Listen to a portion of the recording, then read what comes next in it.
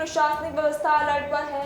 DDO CL Patel Shri ने जनता से appeal की कि बरसात के मौसम में निचले इलाकों में न जाए।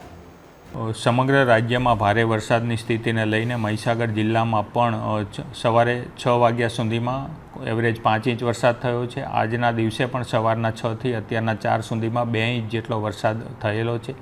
સમગ્ર જિલ્લામાં કોઈ માનવ મૃત્યુ કે માનવ ઈજા નોંધાયેલી નથી। પશુ મૃત્યુ 11 જેટલા થયેલા છે। કાચા પાકા મકાનોને અંશતઃ નુકસાન 70 જેટલા મકાનોને થયેલું છે।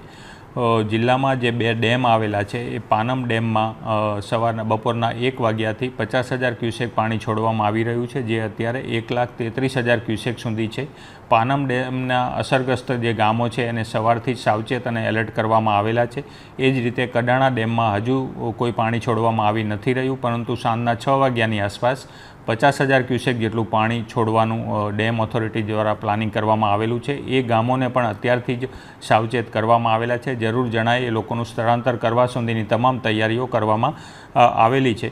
માર્ગ મકાન પંચાયત હસ્તકના કુલ 22 જેટલા રસ્તાઓને આ વરસાદના કારણે અસર થઈ છે। જે રસ્તાઓ દ્વારા એ રસ્તાઓના વૈકલ્પિક રસ્તાઓ દ્વારા પણ અત્યારે અવરજવર થઈ શકે છે। એ જ રીતે રાજ્ય માર્ગ અને મકાનના એક રસ્તો કે જે લુણાવાડાથી સંતરામપુર જાય છે એ રસ્તો હાલ બંધ કરવામાં આવેલ છે અને એના વિકલ્પમાં પણ અન્ય રસ્તા દ્વારા અવરજવર થઈ શકે છે। સાથે જિલ્લાના તમામ નાગરિકોને આ પરિસ્થિતિમાં સાવચેત રહેવા, સચેત રહેવા, ઘરની બહાર કારણ વગર ન નીકળવા અને જિલ્લા વ્યવસ્થા તંત્રને સહકાર આપવા માટે હું અપીલ કરું છું। જો કોઈ પણ નાગરિકને કોઈ પ્રશ્ન હોય તો જિલ્લાના કંટ્રોલ રૂમ 02674 252 300 તથા 252 301 ઉપર કોન્ટેક્ટ કરી શકે છે।